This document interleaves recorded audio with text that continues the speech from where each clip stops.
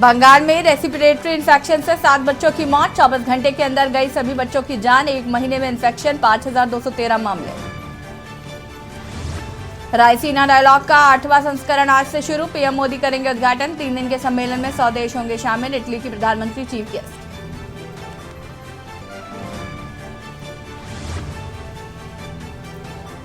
पांच राज्यों में उपचुनाव की काउंटिंग जारी। अरुणाचल प्रदेश में बीजेपी निर्विरोध जीती। तमिलनाडु के ईरोड में 2 राउंड के बाद कांग्रेस को बढ़ा।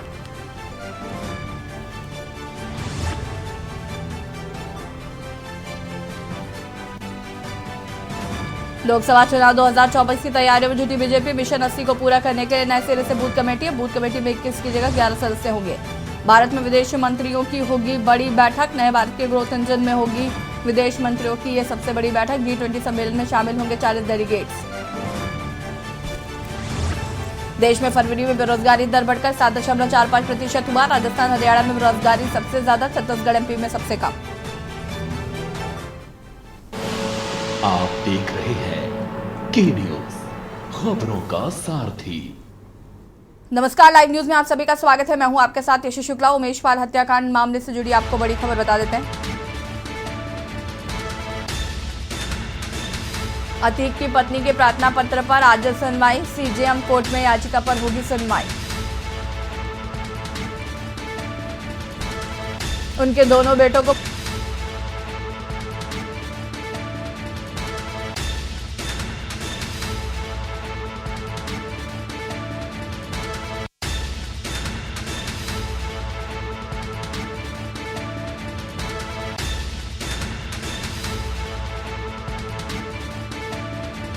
से उठाकर ले गए, जिसकी जिम्मेदार जानकारी उन्हें नहीं दी जा रही है। सीजेएम कोर्ट ने धूमनगंज पुलिस को रिपोर्ट तलब की थी।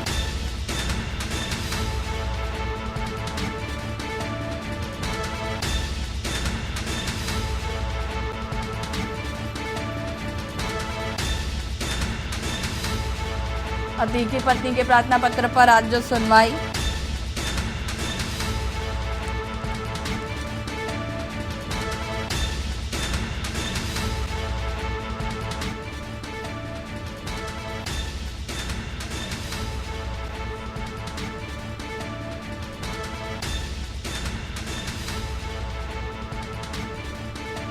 उनके दोनों बेटों को पुलिस उठाकर ले गई।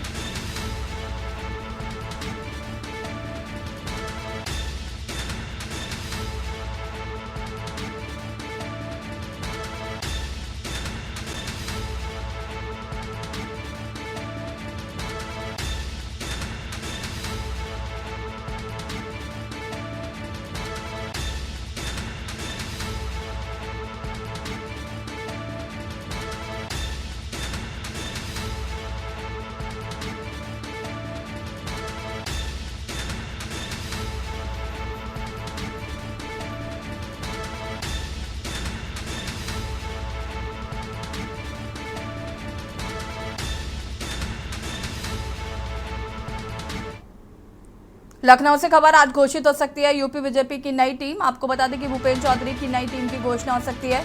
कुछ नए चेहरों को टीम में जगह मिल सकती है। महामंत्री, उपाध्यक्ष, प्रदेश मंत्री पद पर देखेंगे नए चेहरे। कुछ प्रदेश पदाधिकारी हटाए भी जा सकते हैं। प्रदेश टीम को लेकर दिल्ली में मंथन कर लौटे भूपेंद्र चौधरी। प्रदेश अध्यक्ष महामंत्री संगठन ने की थी बैठक।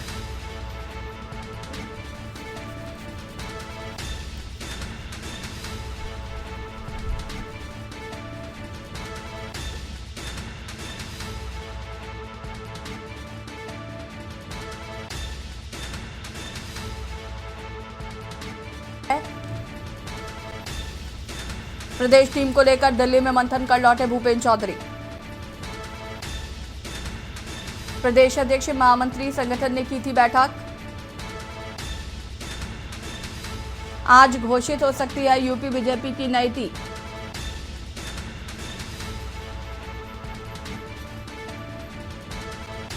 भूपेंद्र चौधरी की नई टीम की हो सकती है घोषणा। कुछ नए चेहरों को टीम में मिल सकती है जगह। महामंत्री, उपाध्यक्ष, प्रदेश मंत्री पद पर दिखेंगे नए चेहरे।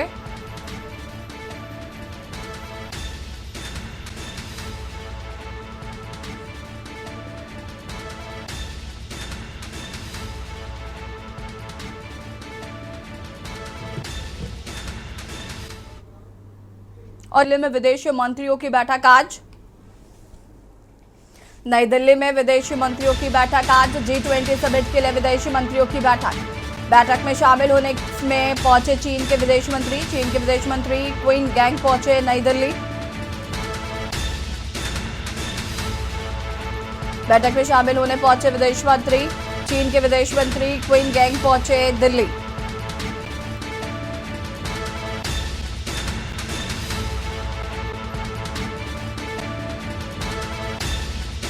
G20 समिट के लिए विदेश मंत्रियों की बैठक।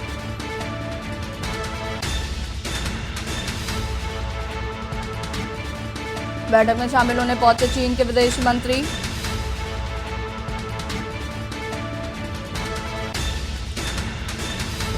नई दिल्ली में विदेशी मंत्रियों की बैठक आज। G20 समिट के लिए विदेशी मंत्रियों की बैठक। बैठक में शामिल होने पहुंचे चीन के विदेश मंत्री। चीन के विदेश मंत्री क्वीन गैंग पहुंचे नई दिल्ली। नई दिल्ली में विदेशी मंत्रियों की बैठक आज। G20 समिट के लिए विदेशी मंत्रियों की बैठक। बैठक में शामिल होने पहुंचे चीन के विदेश मंत्री। चीन के विदेश मंत्री क्वीन गैंग पहुंचे दिल्ली। नई दिल्ली में निवेश मंत्रियों की बैठक आज। G20 समिट के लिए विदेशी मंत्रियों की बैठक।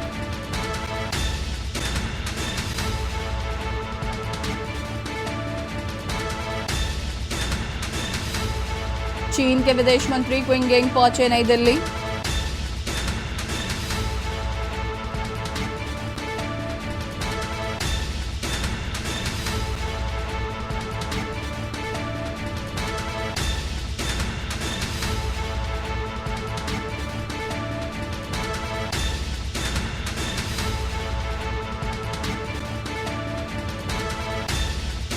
चीन के विदेश मंत्री क्वीन गैंग पहुंचे नई दिल्ली। नई दिल्ली में विदेशी मंत्रियों की आज बैठक।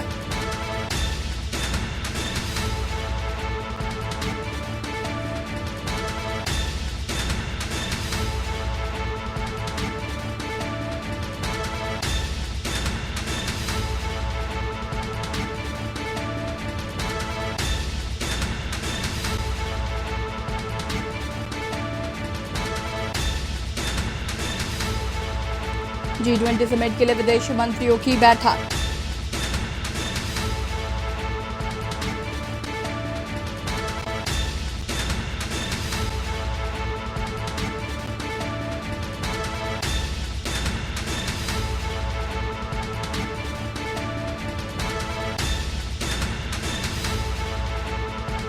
G20 समिट के लिए विदेश मंत्रियों की बैठक।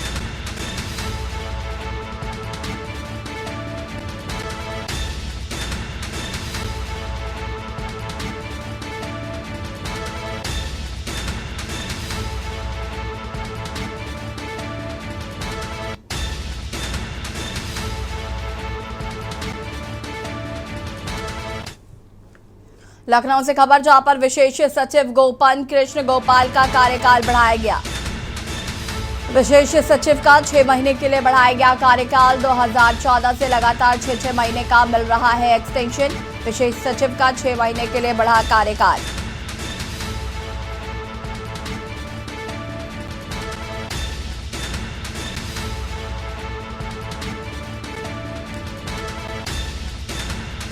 विशेष सचिव गोपन कृष्ण गोपाल का बढ़ाया गया कार्यकाल।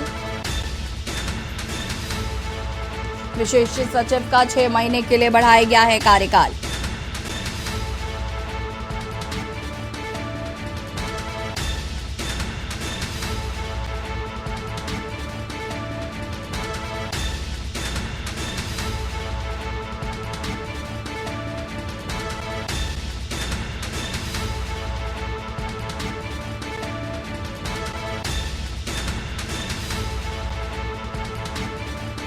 दो 2014 से लगातार 6 महीने का एक्सटेंशन हो रहा है।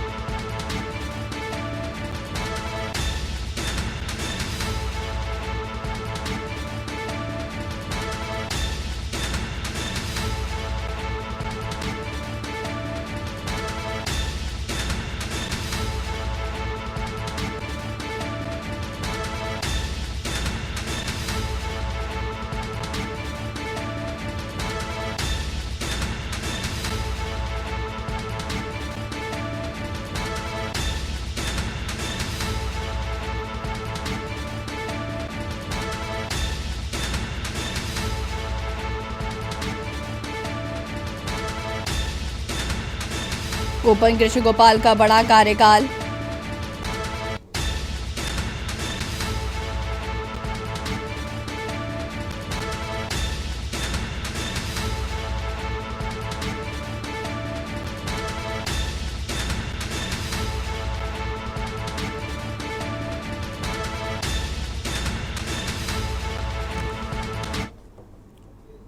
हाथरस गैंगरेप मामले में आपको बता दें कि आज सुनवाई होगी। चारों आरोपियों पर तय होंगे दोष।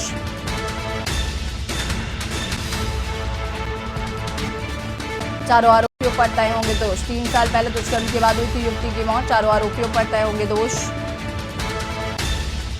3 साल पहले दुष्कर्म के बाद युवती की हत्या की गई थी।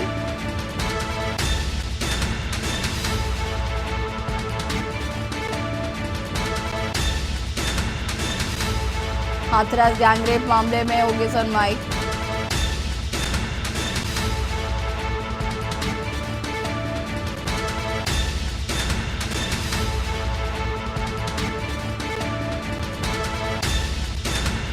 चारों आरोपियों पर तय होंगे दोष।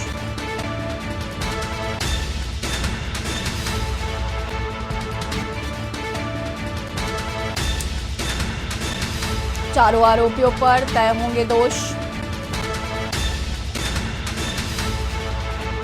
3 साल पहले दुष्कर्म के बाद हुई थी युवती की मौत। चारों आरोपियों पर तय होंगे दोष। हाथरस गैंगरेप मामले में सुनवाई आज। चारों आरोपियों पर तय होंगे दोष।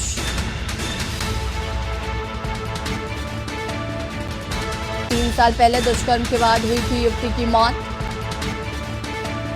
चारों आरोपियों पर तय होंगे आरोप। हाथरस गैंगरेप मामले में सुनवाई होगी आज। चारों आरोपियों पर तय किए जाएंगे आरोप।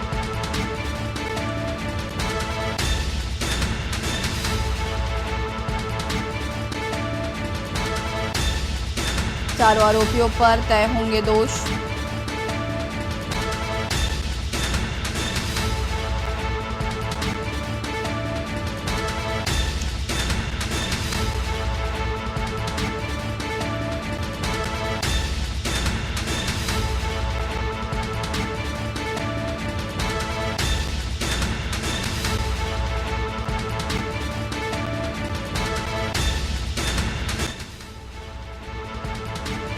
और इसी खबर पर ज्यादा जानकारी के लिए संवाददाता प्रशांत हमारे साथ जुड़ चुके हैं। प्रशांत, आज हाथरस मामले पर सुनवाई होनी है, क्या कुछ जानकारी? जी हाँ, मैं बता दूं, आज हाथरस में फूलगड़ी कांड को लेकर कोर्ट का फैसला आएगा। आज यहाँ पर बहुचर्चित फूलगड़ी कांड में चारों आरोपियों को लेकर फैसला आएगा। यहाँ पर चारों आरोपियों को अलीगढ़ जेल से भारी सुरक्षा के साथ हाथरस कोर्ट लाया जा रहा है। दोनों पक्षों को न्याय मिलने की उम्मीद है। आरोपियों के चेहरों पर डर का साया भी मंडराता हुआ यहाँ पर दिखा है। अब कुछ देर बाद कोर्ट का फैसला आने वाला है। बहुत बहुत शुक्रिया आपका तमाम जानकारी के लिए। और बता दें आपको कि 3 साल पहले दुष्कर्म के बाद युवती की मौत हुई थी। आज इस पर कोर्ट फैसला सुनाएगा। चारों आरोपियों पर तय होंगे दोष।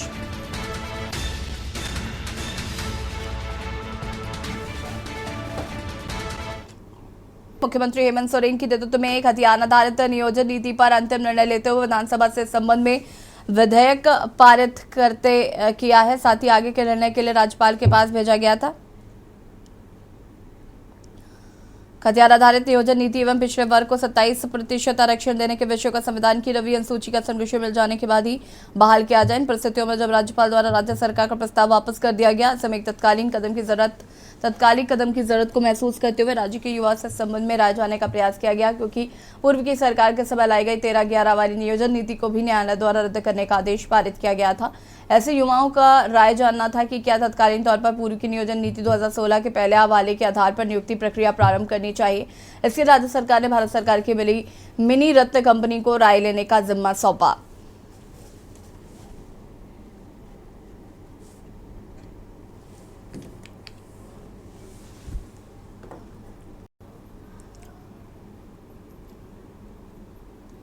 विधानसभा में बजट सत्र के तीसरे दिन स्वास्थ्य मंत्री बन्ना गुप्ता मीडिया से रूबरू हुए। वहीं उन्होंने कहा कि राज्य सरकार डॉक्टरों की सुरक्षा सुनिश्चित करेगी। अगर डॉक्टरों को कोई भी बेवजह अपमानित करता है, उन पर हमला करता है तो सरकार इसे बर्दाश्त नहीं करेगी। डॉक्टर पर हमला सीधे सरकार पर हमला होगा। जो भी अपराधी या लोग इसमें शामिल होंगे उनके खिलाफ दंडात्मक कार्रवाई की जाएगी। डॉक्टरों के मान सम्मान के साथ कोई समझौता नहीं किया जाएगा। सब देता है तो हम देंगे सब। हमारा चिंता मत कीजिए, माँ से ज्यादा मौसी को लाड़ नहीं होना चाहिए। माँ को ख्याल है। एसएसपी साहब को बोला है जांच करो और कड़ा कार्रवाई करो और इसका पर्दाफाश करो कि क्यों हुआ। कल हमारा है ना जी, में बैठा है, कोई विरोध नहीं है। डॉक्टर लोग हमारा है और हम डॉक्टर लोग। नक्सलियों ने कांकेर जिले में आमाबेड़ा क्षेत्र के फुफगांव मार्ग पर बड़ी संख्या में बैनर लगाए, जिसमें उन्होंने सेना के जवान मोतीलाल आंचुरा की हत्या की बात कबूल की है। उन्होंने कहा कि उसेली बाजार में उन्होंने ही जवान की हत्या की। नक्सलियों ने इससे पीछे अग्निवीर भर्ती को वजह बताया। नक्सलियों के कुएमरी एरिया कमेटी ने जवान की हत्या की जिम्मेदारी ली है। नक्सलियों ने बैनर में लिखा है कि बस्तर संभाग में व्यवसायीकरण, औद्योगिकरण और आर्मी में अग्निवीरों की भर्ती के खिलाफ उन्होंने सेना के जवान मोतीलाल आंचुरा की हत्या की है। इससे पहले भी पुलिस मुखबिरी का आरोप लगाते हुए नक्सली आम ग्रामीणों की हत्या कर चुके हैं। सेना के जवान की हत्या करने की जो वजह नक्सलियों ने लिखी वो बेहद बेतुकी है।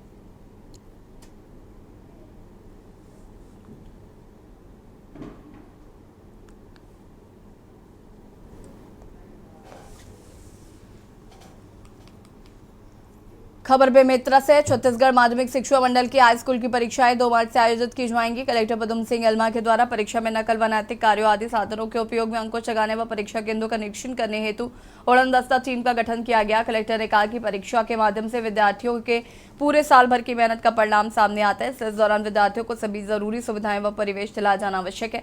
उन्होंने कहा कि परीक्षा से जुड़े कार्यों में किसी भी प्रकार की लापरवाही विद्यार्थियों के लिए अहितकार हो सकती है, इसलिए इस कार्य में विशेष सावधानी बरतनी चाहिए।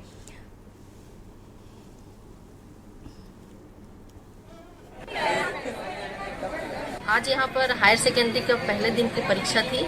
यहाँ पे हमारी दर्ज संख्या 421 थी, जिनमें से 407 बच्चे उपस्थित रहे और 14 बच्चे अनुपस्थित रहे। परीक्षा जो है बहुत ही अच्छे से शांतिपूर्ण तरीके से हुई है यहाँ पर, और कोई भी नकल प्रकरण यहाँ पर नहीं बना है। पेपर बहुत अच्छा गया, बहुत ही सरल आया था, सिलेबस से हट के नहीं था और जो तैयारी किए थे वही आया था और हमें उम्मीद है कि आगे की पेपर भी ऐसे सरल। खबर कोंडागांव से, जहां पर भारतीय जनता युवा मोर्चा के मुख्यालय के बस स्टैंड में गृह मंत्री ताम्रध्वज साहू का पुतला दहन किया गया। युवा मोर्चा ने भैयाधान मंडल के अध्यक्ष आमन प्रताप पर बीती रात हुए हमला के विरोध में यह पुतला दहन किया। युवा मोर्चा का आरोप है कि प्रदेश सरकार के संरक्षण के चलते छत्तीसगढ़ में अपराध चरम पर है, जिस कारण से इस तरह की घटनाएं हो रही हैं। पुतला दहन के दौरान भाजपा राष्ट्रीय कार्य समिति सदस्य लता सेंडी समेत कोंडागांव के प्रदेश व स्थानीय भाजपा पदाधिकारी व कार्यकर्ता मौजूद रहे। गिरफ्तार करना होगा, करना होगा, करना होगा। होश में आओ, होश में आओ, होश में आओ। युवा मोर्चा जिंदाबाद, जिंदाबाद, जिंदाबाद। युवा मोर्चा जिंदाबाद, जिंदाबाद, जिंदाबाद।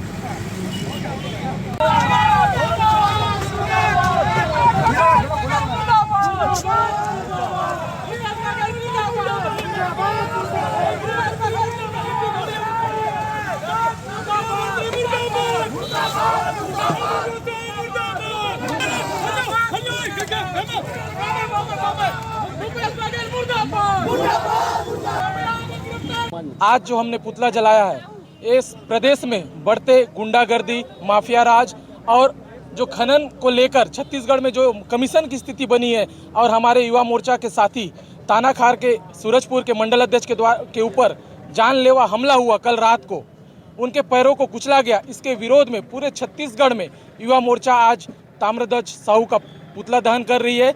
इसी क्रम में आज युवा मोर्चा कोंडागांव ने भी कोंडागांव शहर में गृह मंत्री का पुतला दहन किया। छत्तीसगढ़ के सरगुजा संभाग में इन दिनों वनजीवों का आतंक बढ़ गया है। मंगलवार को सूरजपुर और सरगुजा जिले में हाथियों ने 2 युवकों पर की कुचलकर जान ले ली। इससे दोनों जिलों के वन क्षेत्र में दहशत फैली हुई है। इसके अलावा बलरामपुर जिले में पिछले कुछ दिनों से बाघ ने आतंक मचा रखा है। बाघ जिले के अलग अलग जंगलों में घूम रहा है और कई मवेशियों को खा चुका है। इस बीच बाघ ने जंगली सुअर को भी अपना शिकार बनाया। वर्तमान में फिर से लोगों ने बाघ को कैलाशपुर के जंगलों में देखा। वहीं बाघ के डर की वजह से कई लोगों ने इस क्षेत्र को ही छोड़ दिया है। बलरामपुर जिले के वाड्रफ नगर इलाके में कैलाशपुर फॉरेस्ट रेंज जंगल लगा हुआ है और यहाँ पर बाघ विचरण कर रहा है। कई बार उसकी दहाड़ सुनाई दी है, जिसकी वजह से लोग काफी दहशत में हैं। वहीं पर वन विभाग की टीम बाघ पर विशेष रूप से निगरानी कर रही है। लोगों से भी जंगल की ओर नहीं जाने को कहा गया है।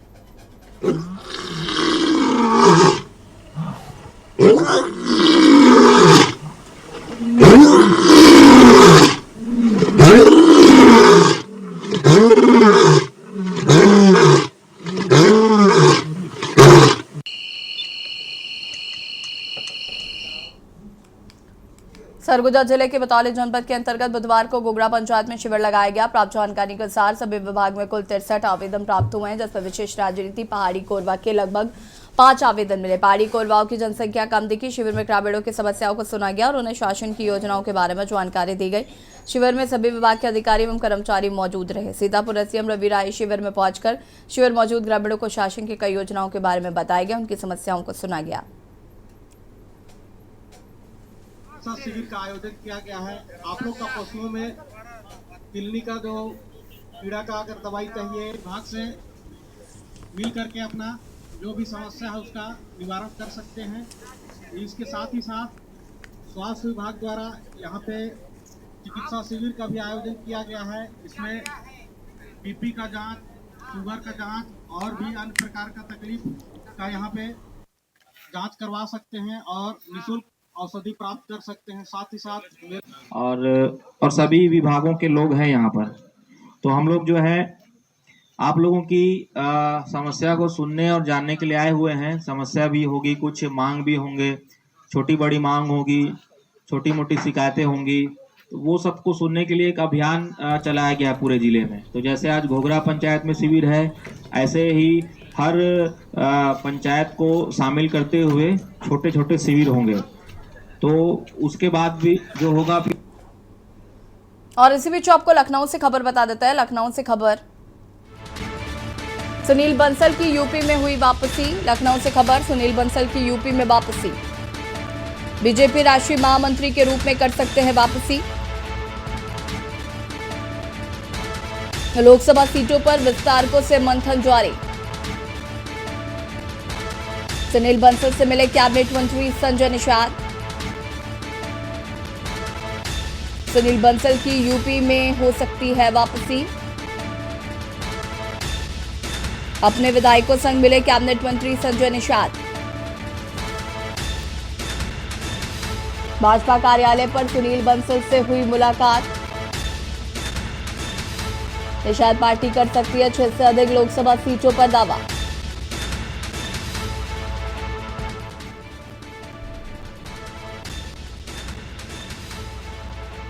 और इसी खबर पर राघवेंद्र राजू जी हमारे साथ जुड़ चुके हैं, जो कि राजनीतिक विशेषज्ञ भी हैं। आपसे जानना चाहूंगी मैं, लोकसभा सीटों पर विस्तारकों का मंथन लगातार जारी। हम देख रहे हैं लोकसभा की तैयारियों को लेकर भी लगातार बीजेपी ने अपनी कमर भी कसी हुई है। ऐसे में सुनील बंसल की यूपी में वापसी हो सकती है।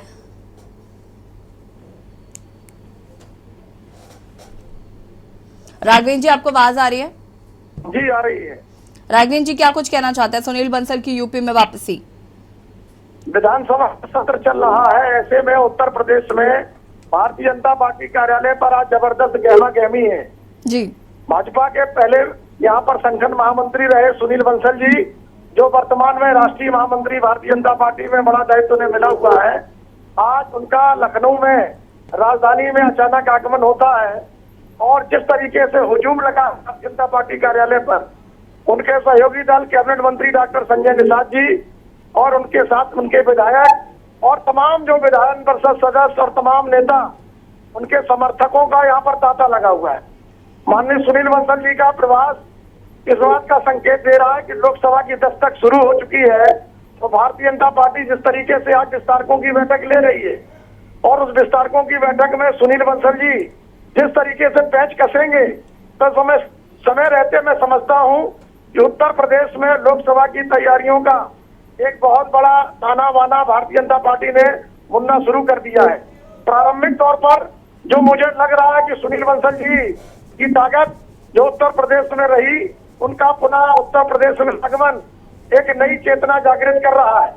ऐसे में ये लग रहा है क्योंकि गठबंधन के सहयोगी दलों से भी उनका बड़ा लंबा तालमेल रहा है, तो भारतीय जनता पार्टी ने उनको उत्तर प्रदेश में भेज करके मैं समझता हूं कि जो हारी हुई सीटें हैं उत्तर प्रदेश में, उन सीटों की जिम्मेदारी भी सुनील बंसल जी को दी गई है, जैसी कि आज भारतीय जनता पार्टी कार्यालय पर चर्चा है।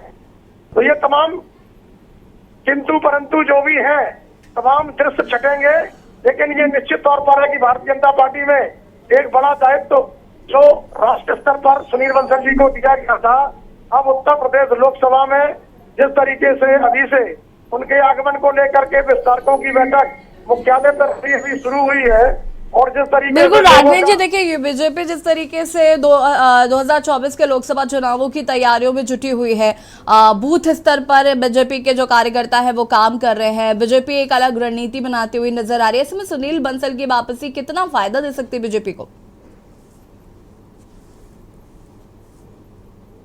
में विस्तार होना चाहिए, तो मैं समझता हूँ संगठन विस्तार न करके इस समय विस्तारकों की जो बैठक हो रही है, तो भाजपा इस समय मैं समझता हूँ बूथ स्तर पर विस्तारकों की बैठक लेकर के लोकसभा के चुनावी का संगनाद करने जा रही है। और ये लोकसभा अभी समय है लोकसभा के चुनाव में, लेकिन जिस तरीके से भारतीय जनता पार्टी का अवैध जो है नीति बनती है, रणनीति बनती है, वो ऐसे में जो पहले उत्तर प्रदेश में चाणक्य कहे गए सुनील बंसल जी का अचानक आज आगमन निश्चित तौर पर इस बात का संकेत दे रहा है, क्योंकि विधानसभा का सत्र भी चल रहा है और जिस तरीके के घटनाक्रम उत्तर प्रदेश में बदले हैं, उन बदले घटनाक्रमों में सुनील बंसल का आगमन ये इस बात का संकेत है कि भारतीय जनता पार्टी लोकसभा चुनाव की दस्तक दे चुकी है।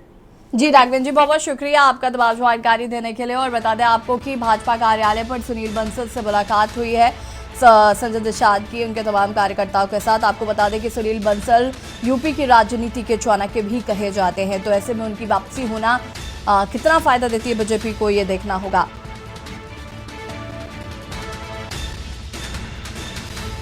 बीजेपी राष्ट्रीय महामंत्री के रूप में सुनील बंसल की वापसी,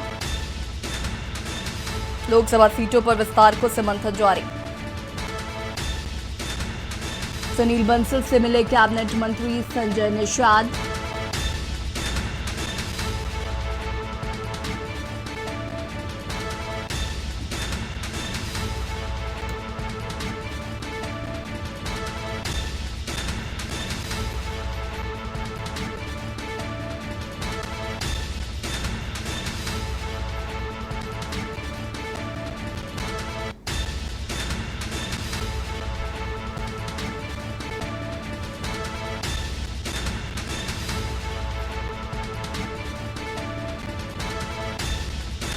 बीजेपी राष्ट्रीय महामंत्री के रूप में सुनील बंसल की वापसी, यूपी लोकसभा चुनावों के लिए सुनील बंसल की यूपी में वापसी।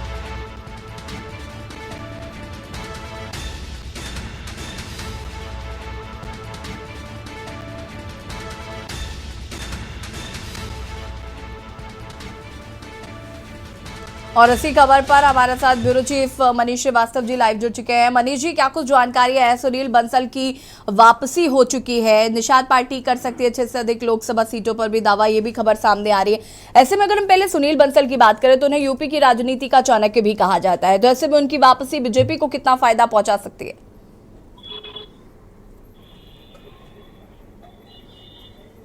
अनम्यूट कर लीजिए मनीष जी।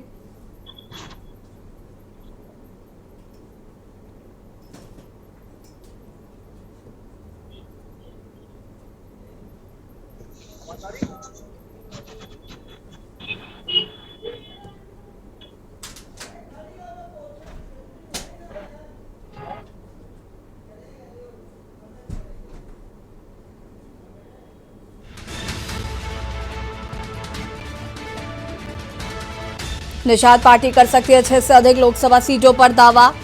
बीजेपी राष्ट्रीय महामंत्री के रूप में कर सकते हैं वापसी, सुनील बंसल की यूपी में हुई वापसी।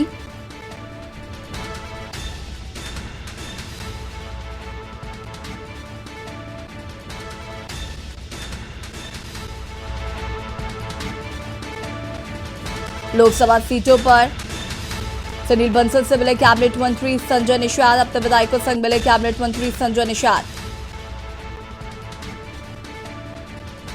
सुनील बंसल की यूपी में हुई वापसी।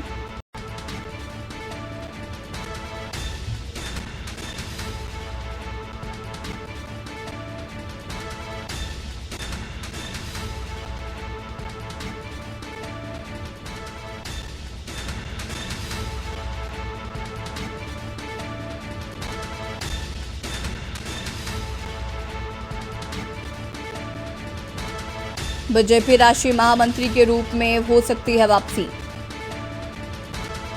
लोकसभा सीटों पर विस्तारकों से मंथन जारी। सुनील बंसल से मिले कैबिनेट मंत्री संजय निषाद।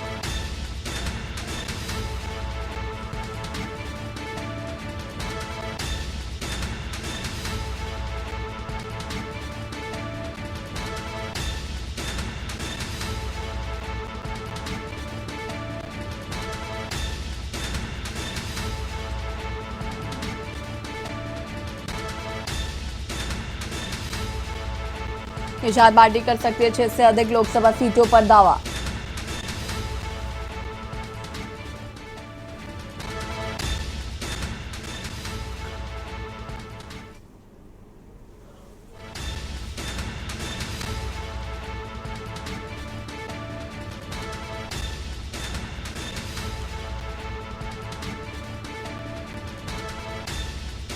एक्सक्लूसिव तस्वीरें जहां पर संजय निषाद ने मुलाकात की सुनील बंसल से। बीजेपी कार्यालय पर सुनील बंसल से हुई मुलाकात। एक्सक्लूसिव तस्वीर आपको टीवी स्क्रीन पर दिखा रहे हैं।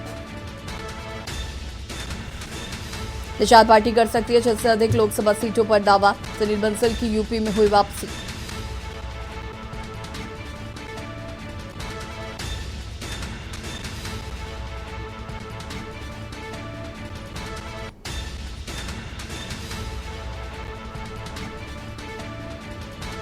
लोकसभा सीटों पर विस्तारकों से मंथन जारी।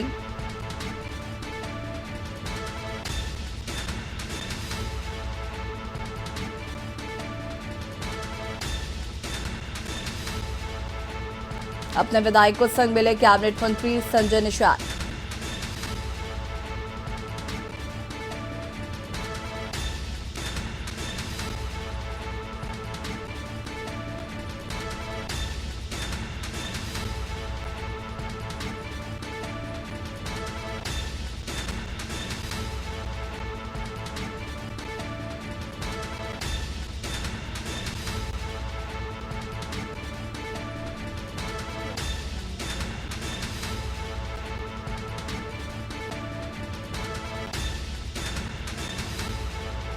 बीजेपी राष्ट्रीय महामंत्री के रूप में वापसी। सुनील बंसल से मिले कैबिनेट मंत्री संजय निषाद।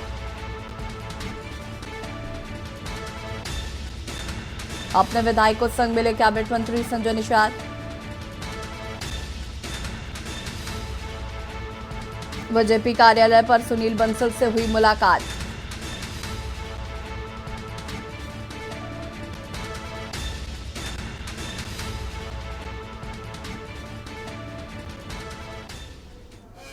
और इसी खबर पर हमारे साथ मनीष श्रीवास्तव जी एक बार फिर से जुड़ चुके हैं। मनीष जी, क्या कुछ जानकारी है जिस तरीके से सुनील बंसल की यूपी में वापसी हो रही है? सुनील बंसल को यूपी की राजनीति का चाणक्य भी कहा जाता है, ऐसे में उनकी वापसी कितना फायदा पहुंचाएगी बीजेपी को?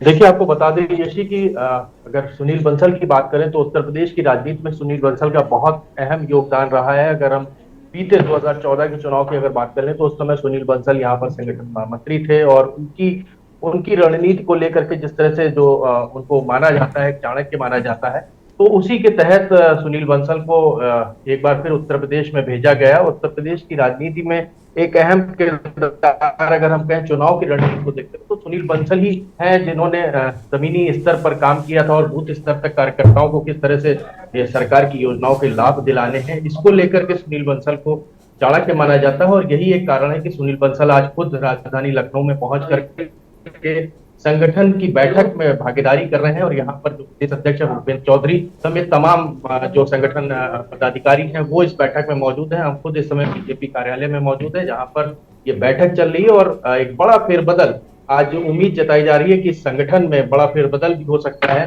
जो सुनील बंसल को अगर हम कहें तो अब वो आए हैं बैठक में, उनको दिल्ली से स्पेशली भेजा गया है कि आप लखनऊ जाकर के इस बैठक को पे हिस्सा लीजिए, और वो इस पे एक रणनीति तैयार की जा रही है। अगर हम अलायंस की बात कर लें, जो संजय निषाद, जैसा कि आपने खुद बताया, संजय निषाद ने अभी सुनील बंसल से मुलाकात की है। तमाम अलायंस की जो और भी जो भी क्षेत्रीय पार्टियां हैं वो सुनील बंसल से लगातार टच में हैं। आज बैठक के बाद एक बड़ा निर्णय लिया जा सकता है। ये बैठक बहुत बेहद महत्वपूर्ण है, क्योंकि आने वाले समय में जिस तरह से नगर निगम का चुनाव है, फिर उसके बाद लोकसभा का चुनाव है, और लोकसभा चुनाव के लिए ही ये तैयारियां मानी जा रही हैं। एक तरफ विधानसभा सत्र चल रहा है और दूसरी तरफ उसके ठीक सामने बीजेपी कार्यालय में ये अहम बैठक जारी है। बिल्कुल मनीष जी, अगर हम इस बैठक की बात करें तो कौन कौन लोग इस बैठक में शामिल हैं और इस बैठक में किस तरीके से रणनीति बनाई जाएगी लोकसभा चुनावों के लिए भी, और जो और चुनाव अभी हाल ही में होने हैं? देखिए, अहम बैठक है। जितने भी पदाधिकारी हैं, चाहे वो संगठन अध्यक्ष, प्रदेश अध्यक्ष हो, चाहे वो प्रदेश महामंत्री हो, बीजेपी कार्यकारिणी की जो भी सदस्य हैं, वो इस बैठक में शामिल हैं। और जो क्षेत्रीय प्रचारक हैं, जो जिनके ऊपर जो भूमिका जिनको दी जाती है क्षेत्र के आम आदमी तक पहुंच करके उनके प्रचार प्रसार की जिम्मेदारी जिनके कंधों पर होती है, उनको भी यहाँ पर बुलाया गया। उनसे भी सुनील बंसल मुलाकात करेंगे और घर घर किस तरह से सरकार की योजनाओं को पहुंचाया जा सके, इसके लिए रणनीति तैयार की जाएगी। और यही एक मुख्य कारण है कि जिसकी वजह से ये बैठक सुबह से ही शुरू हुई है और ये देर शाम तक चलने की इसकी पूरी उम्मीद है, क्योंकि आज कार्यकारिणी में किसको क्या जिम्मेदारी दी जाए, इस पर भी गहरा मंथन चल रहा है। और ये मंथन अब से कुछ देर पहले शुरू हुआ है और उम्मीद जताई जा रही है कि बड़ा फेरबदल भी हमें जल्द इस कार्यकारिणी में देखने को मिल सकता है। बिल्कुल मनीष जी, हाल ही में भी फेरबदल की बात इससे पहले भी की गई थी, और फेरबदल अगर होता है तो क्या नए चेहरों को जगह मिलेगी, नए लोगों को जिम्मेदारी दी जाएगी, क्या युवाओं पर फोकस किया जाएगा? क्योंकि जिस तरीके से बीजेपी अब युवाओं पर फोकस करने लगी, तो समय ये चेहरे, हमें युवा चेहरे भी देखने को मिलेंगे क्या? बिल्कुल, नए चेहरों की उम्मीद है पूरी तरह से कि नए चेहरों को जिम्मेदारियां दी जाएंगी, नए चेहरों को मौका दिया जाएगा। और यहाँ पर जिस तरह से ये बैठक हो रही है, जिस तरह से दिल्ली से सुनील बंसल को भेजा गया है इस कार्यकारिणी को संचालन करने के लिए, इस कार्यकारिणी बैठक में अहम किरदार अगर हम कहें तो सुनील बंसल के इर्द गिर्द ही नाचता है।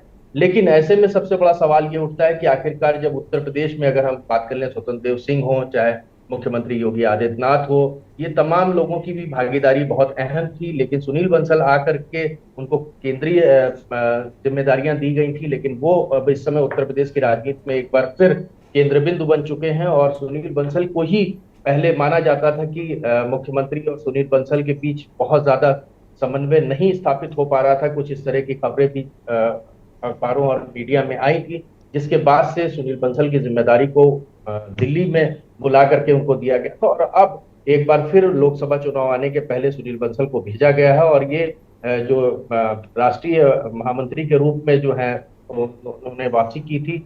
अब लोकसभा सीटों को जिस तरह से जो सीटें हारी है उत्तर प्रदेश में जो बीजेपी, उन पर मंथन किया जाएगा कि आखिर ये सीटें कैसे हार गई थी, इनके पीछे का कारण क्या है, इनको किस तरह से इनको बूस्टअप किया जाए, क्या कमियां रह गई, क्या खामियां रह गई, क्या क्षेत्र प्रचारक की कमी रह गई, क्या बूथ स्तर पे कहां पर कमी रह गई।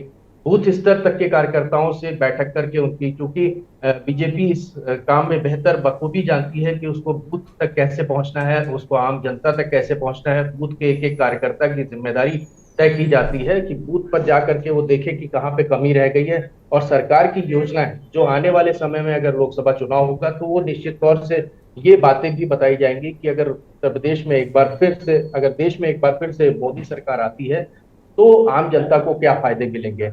हालांकि विपक्ष लगातार हमलावर है इस समय। अगर ताजा घटनाओं की बात कर ले तो जिस तरह से जो प्रयागराज की घटना घटित हुई है, इसको लेकर के सत्र में भी जमकर हंगामा हो रहा है। और दूसरी बात, जो जिस तरह से जो महंगाई, सिलेंडर के दाम बढ़े हैं, ये भी एक मुद्दा जो है, इसको लेकर के कांग्रेस भी आज धरना प्रदर्शन कर रही है। एक तरफ ये बीजेपी की बैठक, दूसरी तरफ विधानसभा सत्र और तीसरी तरफ कांग्रेस का हंगामा। तो लगातार जहां सरकार को घेरने का विपक्ष काम कर रहा है, तो वहीं सत्ता पक्ष भी अपनी योजनाओं को, अपने जो कमियां हैं उनको दूर करने की कोशिश करेगा। और संगठन मंत्री, इसीलिए यहाँ पर आज सुनील बंसल की बैठक बेहद अहम मानी जा रही है, क्योंकि लोकसभा सीट के जो भी विस्तारक हैं उनकी भी सूची बनाई जा रही है। सुनील बंसल को उत्तर प्रदेश में जिम्मेदारी के लिए भेजा गया और उम्मीद जताई जा रही है जो 24 का लोकसभा चुनाव है तब तक जो राष्ट्रीय महामंत्री हैं सुनील बंसल वो अपना अहम किरदार निभाएंगे और उम्मीद जताई जा रही है कि शायद इससे बीजेपी की जो सीटें कम हुई थी उन पर फिर एक बार से जीत दर्ज की जा सके। जी मनीष जी, बहुत शुक्रिया आपका तमाम जानकारी देने के लिए। और बता दें कि सुनील बंसल की यूपी में वापसी हो सकती है और इसका फायदा कहीं ना कहीं बीजेपी को देखने को मिलेगा। आज एक अहम बैठक आयोजित की गई जिसमें तमाम पदाधिकारी कार्यकर्ता शामिल होंगे और बूथ स्तर पर यहाँ पर जो बीजेपी है उस पर काम कर रही है। साथ ही साथ लोकसभा चुनाव की तैयारियों में जुटी हुई है।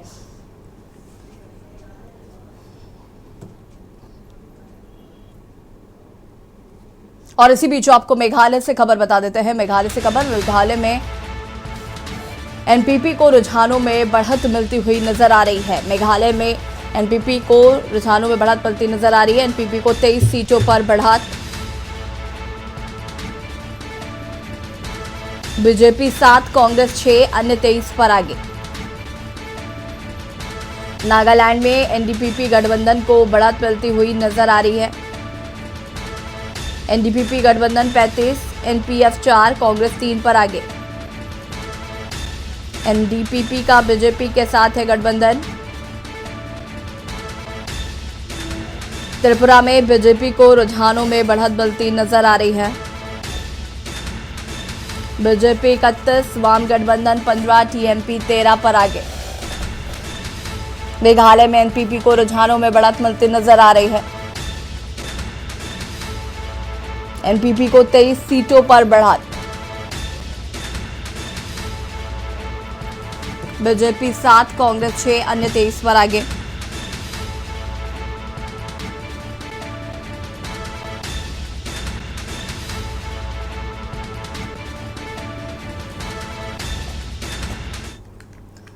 डिंडोरी कोतवाली थाना क्षेत्र के अनूपपुर रोसावार में भरा टोला के पास ट्रक की चपेट में आने से बाइक चालक की मौके पर ही मौत हो गई।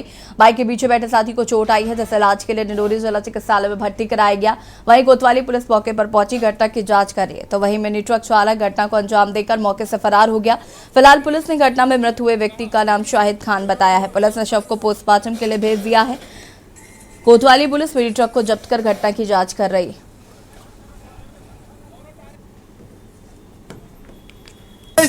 सुबह भोर में उठा, बोला मेरे को डिंडोरी बस स्टैंड छोड़ दो, मैं गाड़ी चलाने जा रहा हूँ। शादी होने आया था, शादी भाई की थी, मेरे बड़े भाई की शादी थी। शादी करके अब रिटर्न हो रहे थे काम करने के लिए।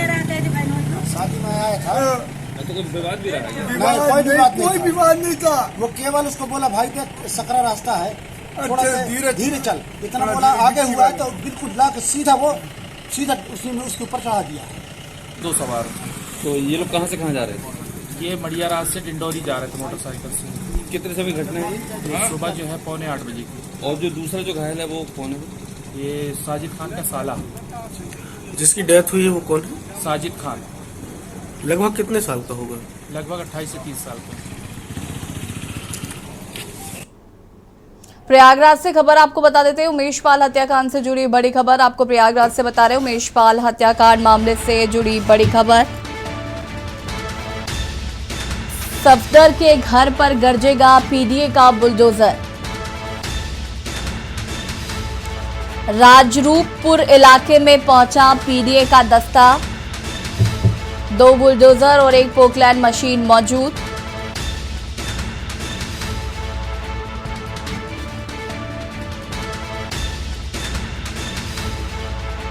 चकिया स्थित सफदर के घर गरजेगा बुलडोजर।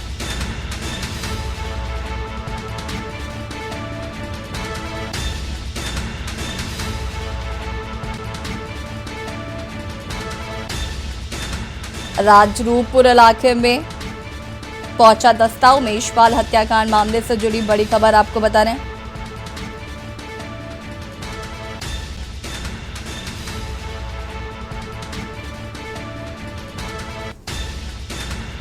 राजरूपपुर इलाके में पहुंचा पीडीए का दस्ता।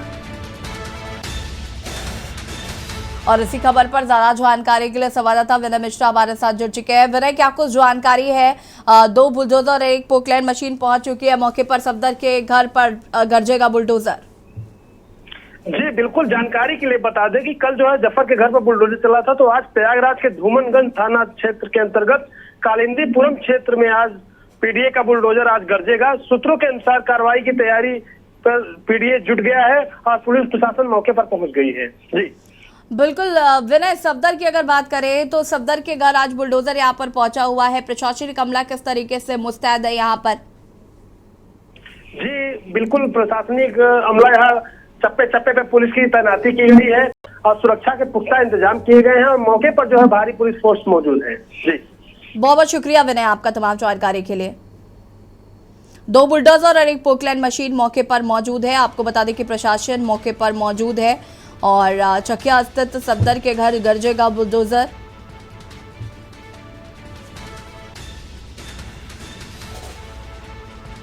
सफदर के घर पर गरजेगा पीडीए का बुलडोजर।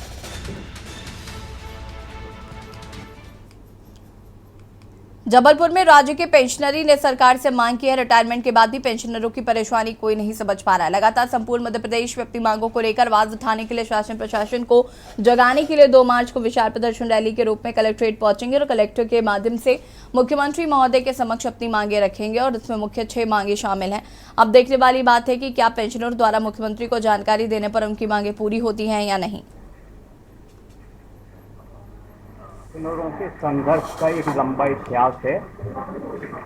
17 वर्षों से ये शासन हमारे 32 महीने का एरियर भुगतान नहीं कर रही है। आज की जो पत्रकार वार्ता का जो मुख्य विषय है, मध्य प्रदेश के प्रत्येक जिलों में पेंशनर 2 मार्च को एक विशाल प्रदर्शन करने जा रहे हैं मध्य प्रदेश सरकार और छत्तीसगढ़ सरकार के खिलाफ। हमारे 5% डीए के आदेश अभी तक जारी नहीं हुए, जबकि मध्य प्रदेश से कर्मचारियों का भुगतान हो चुका। दूसरा बिंदु इसमें है कि 5 लाख रुपए तक के इलाज की हमको सुविधा का आश्वासन 15 मई 2018 को मध्य प्रदेश के मुख्यमंत्री महोदय के द्वारा किया गया था, उसका भी आज तक कोई पालन नहीं। तीसरी बिंदु इससे हमने जो प्रमुख जो मांग रखी है, मध्य प्रदेश छत्तीसगढ़ बंटवारे से पेंशनर्स का कोई संबंध नहीं है। मेहरबानी करके ये संबंध दोनों राज्य सरकारें अपने बीच में निपटाएं, लेकिन हमारे आदेश राज्य के 5 लाख पेंशनर के भी आदेश राज्य के कर्मचारियों के साथ, आईएएस अधिकारियों के साथ, आईएफएस और आईपीएस अधिकारियों के साथ में हमारे आदेश जारी हो। बुलेटिन में इतना ही। देखते रहिए के न्यूज़ एरिया। नमस्कार।